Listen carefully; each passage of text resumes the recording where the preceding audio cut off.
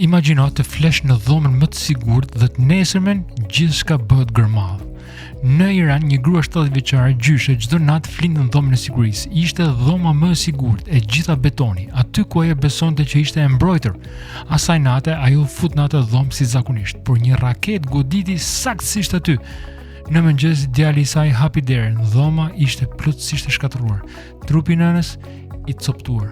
Asgjë nuk ishte mbetur. A mund ta imagjinosh në fakt të futesh në dhomë për siguri dhe të mos dalesh më që aty? Ajo ishte nën, ishte gjyshe, nuk donte luftë, vetëm qetësi. Kërkosh një vend sigur që ndonjëherë në kohë lufte nuk ekziston. Në kohë lufte, në fakt, ne e kujtohemi që vetmja streh është ta vendosësh veten në duart e Perëndis. Psalmi 46 thotë, në fakt, Zoti është streha që nuk rrënohet. Jo muret, jo dhomat, por ai vetë. A ke një vend ku ndihesh vërtet i sigurt? Më shkruaj më poshtë. Zoti bekoft.